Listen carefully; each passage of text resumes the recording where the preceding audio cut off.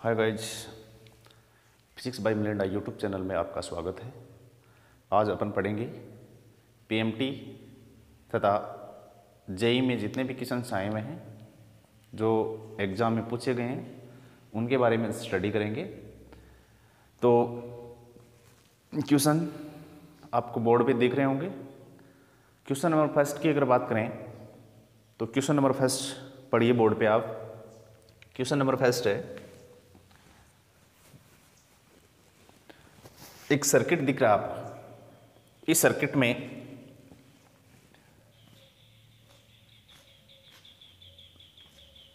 चार प्रतिरोध लगे हुए हैं। 72 वोल्ट का एक वोल्ट विद्युत स्रोत अर्थात एक बैटरी लगी हुई है, ठीक है। और करंट का मान अपन को बताना है। आपके पास चार ऑप्शन है ABCD। तो इसमें वैल्यू निकालते हैं। देखिए पहला जो क्वेश्चन है,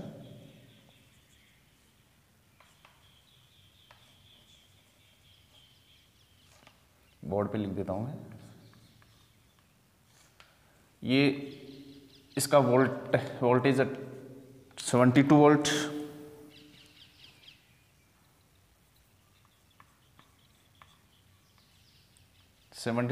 है। ये 6 किलो ओम, ये 4 किलो ओम, ये 2 किलो ओम, ये 3 किलो ओम के चार रेजिस्टेंस। इसमें जो करंट प्रवाहित हो रही है उस करंट का मान अपन को ज्ञात करना है। तो देखिए दोस्तों, इसको सोल्व करें तो सोल्व करने से पहले अपन को ये देखना होगा कि ये लास्ट से स्टार्ट करते हैं। 4 किलो ओम और 2 किलो ओम जो रेजिस्टेंस है एक ही वायर से जुड़े हुए हैं। तो एक ही वायर से जुड़े होने के कारण से दोनों का जो तुल्य प्रतिरोध है वो क्या होता है, जुड़ जाता है। श्रेणी क्रम में है तो श्रेणी क्रम में जुड़ जाता है। तो 4 और 2 कितने हो गए, 6। उसके बाद में 6 और ये 3 किस में हो जाएंगे। देखिए तो इसको आगे थोड़ा सा और सोल्व करते हैं अकॉर्डिंग टू सर्किट। ये 6 किलो ओम, ठीक है, ये 3 किलो ओम है, ये 6 किलो ओम है, और इन दोनों को जोड़ा तो ये कितना हो गया, ये 6 किलो ओम। अब देखिए ये 6 और 3 ओम है, ये किस क्रम में है, समांतर में है। और आपको पता है दो प्रतिरोध जब समांतर क्रम में हो तो तुल्य प्रतिरोध अपन इस फॉर्मूले से निकालते हैं। R इक्विवेलेंट बराबर R1 R2 upon R1 plus R2।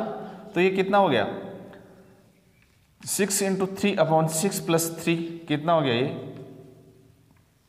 18 upon 9 कितना हो गया, 2 किलो ओम। इसको आगे और सोल्व करें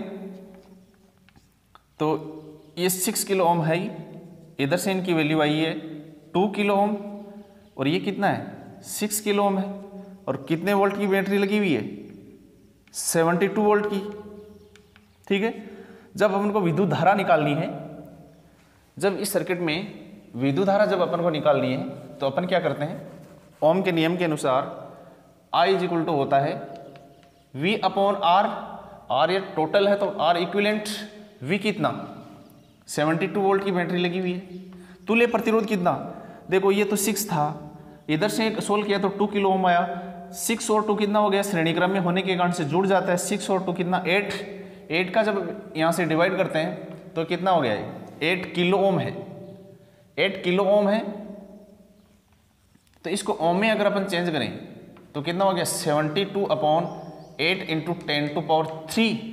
इसको आगे और सोल्व किया जाए, 8 से अगर 72 को डिवाइड करें तो कितना आता है, 9 इंटू 10 टू पावर माइनस 3, ठीक है। इसको और सोल्व करें तो ये किस, जो करंट आ रही है ये किस में आ रही है, एम्पियर में। ये करंट है एम्पियर में। अगर मिली 10 टू पावर माइनस 3 को हटाएं तो ये कितना हो गया, 9 मिली एम्पियर। ऑप्शन में देखिए, चार ऑप्शन में 9 कहीं आ रहा है क्या, नहीं आ रहा। तो दोस्तों ये ऑप्शंस गलत हैं। जो पहला ऑप्शन है 3 ओम, 3 मिली ओम, उसकी जगह 9 मिली ओम होगा। ये ऑप्शन आपका सही होगा। चलो सेकंड क्वेश्चन की तरफ बढ़ते हैं। सेकंड क्वेश्चन देखिए, क्वेश्चन नंबर सेकंड क्या बोल रहा है, दो प्रतिरोध है R1 और R2, दोनों समांतर क्रम में जुड़े हुए हैं। किस क्रम में? समांतर क्रम में जुड़े हुए हैं और R1 का मान R2 से ज्यादा है। तो इनमें तुल्य जो प्रतिरोध है उनका क्या संबंध है? 4 ऑप्शन आपको दिए गए। तो हमेशा दोस्तों ध्यान रखना, जो तुल्य R इक्विवेलेंट आता है, ये R इक्विवेलेंट हमेशा किसी एक जो प्रतिरोध है या तो R1 या R इक्विवेलेंट का मान R2 दोनों से ही हमेशा क्या होता है, दोनों से ही हमेशा कम होता है। किस क्रम में? समांतर क्रम में। समांतर क्रम में हमेशा जो तुल्य प्रतिरोध है वो किसी एक प्रतिरोध से हमेशा कम होता है। अपन अगर यकीन नहीं है तो 2 प्रतिरोध ले लेते हैं अपन। जैसे 2 प्रतिरोध ले लिए मैंने, एक तो 4 ले लिया और एक 3 ले लिया, 4 और 2 ले लिया। अगर समांतर क्रम में तुल्य प्रतिरोध निकालें तो समांतर क्रम में क्या करते हैं, 4 × 2 1 की अकॉर्डिंग निकालें तो R इक्विवेलेंट कितना होता है, 4 × 2/4 + 2 कितना हो गया, ऊपर कितना 8 में हो गया 6, कितना आ रहा है ये 1.33 के समथिंग आ रहा है। ये जो R इक्विवेलेंट है देख लीजिए, 2 से भी कम है, 4 से भी कम है। कोई और ऑप्शन ले लेते हैं, जैसे 9 और 2 ओम ले लिया, 6 और 3 ले लेते हैं, 6 और 3 ले लेते हैं, कैलकुलेशन में दिक्कत नहीं हो। तो तुल्य इक्विवेलेंट जो रेजिस्टेंस है, तुल्य प्रतिरोध है, इक्विवेलेंट रेजिस्टेंस क्या होता है, 6 × 3/6 + 3 ऊपर कितना हो गया 18 कितना हो गया 9 से डिवाइड करें तो 2 आ रहा है। अब जो ये तुल्य प्रतिरोध है, इक्विवेलेंट रेजिस्टेंस 6 से भी कम है, 3 से भी कम है, तो ऑप्शन कौन सा होगा? Option number D, R1 is greater than R equivalent. R equivalent का मान दोनों प्रतिरोधों से कम होता है। चलो क्वेश्चन नंबर 3 की तरफ बढ़ते हैं। क्वेश्चन नंबर 3 क्या है, पढ़िए आराम से क्वेश्चन को। 2 तार है, समान लंबाई के हैं, समान अनुप्रस्थ काट के हैं, जिनकी चालकता σ1 व σ2 है। बात समझ आ रही है? 2 चालक तार हैं जिनकी लंबाई समान है, L बराबर है और अनुप्रस्थ काट क्षेत्रफल A वो भी इक्वल है। दोनों श्रेणी क्रम में जुड़े हुए हैं और जिनकी चालकताएं σ1 σ2 है। तो तुल्य विद्युत चालकता बतानी है। तो देखिए इस प्रकार से है, 2 तार ले लिए, इसकी लंबाई भी L है, इसकी भी L है, इसका अनुप्रस्थ काट A है, इसका भी A है। इसकी चालकता σ1 है, इसकी चालकता σ2 है। सिग्मा इक्विवेलेंट अपन को बताना है। तो देखिए श्रेणी क्रम में जब 2 तार जोड़े हुए हैं तो उनका तुल्य जो प्रतिरोध होता है उसका फॉर्मूला होता है R = ρL/A। हमेशा ध्यान रखना, चालकता जो है सिग्मा, ये हमेशा प्रतिरोधकता की क्या होती है, व्युत्क्रमानुपाती होती है। 1/1 में आएगा, प्रतिरोधकता को हमने रो लिखते हैं। तो ये प्रतिरोधकता है। तो अगर मैं यहां पे चालकता बनाना चाहूं तो ये हो गया L/σA। जब प्रतिरोध दोनों तार श्रेणी में है तो तुल्य प्रतिरोध अपन देखना चाहें तो R इक्विवेलेंट क्या होता है, R इक्विवेलेंट बराबर हो गया R1 + R2। R1 कितना है इसका, पहले वाले तार का, देखो इस फॉर्मूले से, लंबाई L है, चालकता σ1 है, अनुप्रस्थ काट A है। इसी प्रकार प्रतिरोध इसका देखें, लंबाई L, चालकता σ2, क्षेत्रफल A है। और R इक्विवेलेंट की अगर बात करूं तो R इक्विवेलेंट में क्या होता है, L इक्विवेलेंट अपॉन चालकता, जो कंडक्टिविटी है चालकता, तुल्य चालकता अपॉन इसका अनुप्रस्थ काट क्या है, A है। तो आप देख सकते हो L इक्विवेलेंट की अगर बात करें तो लंबाई इसकी पूरे की तुल्य की बात कर रहा हूं, टोटल की बात कर रहा हूं, तो L + L कितनी होगी, 2L। तो मैं लिख सकता हूं 2L upon sigma equivalent A is equal to, इधर से देखिए L और अपॉन A कॉमन आ रहा है तो बच गया 1/σ1 + 1/σ2। देखो L से L कैंसिल हो गया, A से A कैंसिल हो गया। इसको और सोल्व किया जाए तो ऊपर लिख देता हूं मैं इसको।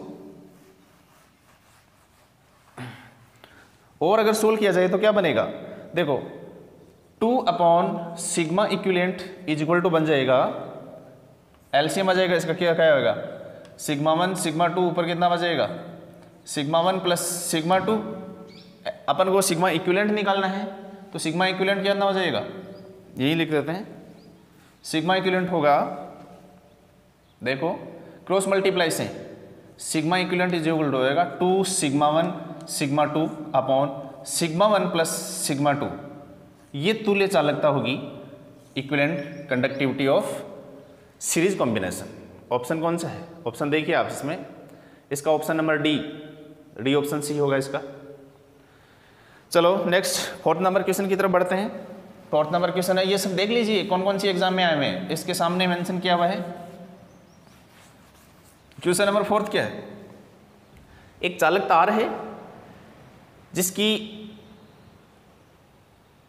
प्रति एकांक लंबाई अर्थात 12 ओम प्रति मीटर इसका प्रतिरोध है। एकांक यानी 1 मीटर का प्रतिरोध 12 ओम है, सॉरी 12 ओम प्रति मीटर है इसका रेजिस्टेंस पर यूनिट मीटर। और इसकी जो रेडियस है, त्रिज्या है इसकी 10 सेंटीमीटर त्रिज्या है, ठीक है। अब क्या किया, इस तार को मोड़कर, जैसे एक तार है इस प्रकार से, इसकी त्रिज्या है, त्रिज्या कितनी दे रखी है 10 सेंटीमीटर, और इसका जो रेजिस्टेंस है R 12 ओम पर मीटर है, ठीक है 12 ओम पर मीटर है। इसकी लंबाई भी दे रखी है क्या, चलो नहीं दे रखी है तो 12 ओम पर मीटर बता दिया उसने, चलो 1 मीटर का मान लीजिए या कितना भी मानो।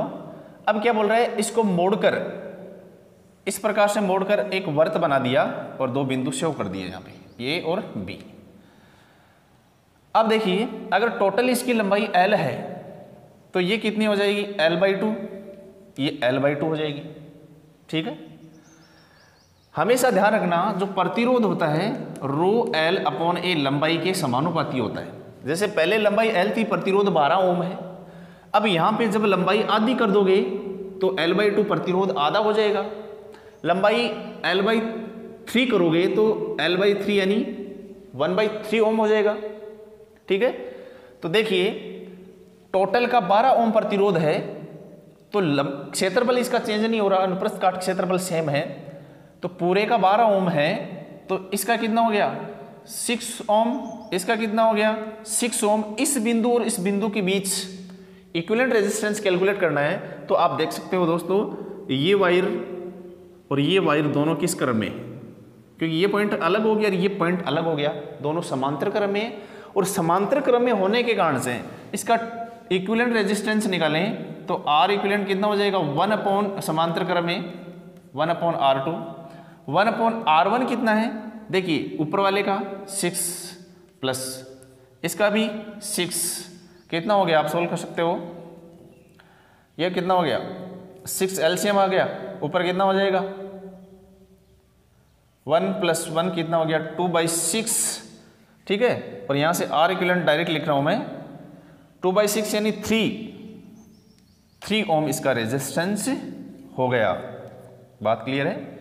कहने की बात यह है कि एक तार है जिसकी लंबाई कितनी भी है L मान लो, और इसका जो प्रतिरोध है 12 ओम प्रति मीटर है, रेडियस 10 सेंटीमीटर है, इसको मोड़कर एक वर्त बना दिया और वर्त की जो त्रिज्या है वो 10 सेंटीमीटर है, सॉरी वर्त की त्रिज्या कितनी है 10 सेंटीमीटर, इस तार की त्रिज्या नहीं है 10 सेंटीमीटर, सॉरी 10 सेंटीमीटर इसकी त्रिज्या है, 10 सेंटीमीटर इसकी रेडियस है। अब जब वर्ताकार पथ बना दिया और दोनों अपोजिट डायरेक्शन में 2 बिंदु ऐसे नोट कर दिए तो लंबाई कितनी होगी, ये आधी, इसका मतलब प्रतिरोध लंबाई के समानुपाती, लंबाई बढ़ाने पर प्रतिरोध बढ़ता है, लंबाई घटाने पर प्रतिरोध घटता है। तो प्रतिरोध टोटल का 12 था तो इसका 6 और 6 हो गया, दोनों किस क्रम में हो गए समांतर में, इस प्रकार से अपन कैलकुलेट करते हैं, 3 ओम हो गया। तो दोस्तों ये क्लास पसंद आई है तो लाइक सब्सक्राइब एंड शेयर जरूर कीजिएगा। नेक्स्ट क्लास में फिर मिलते हैं।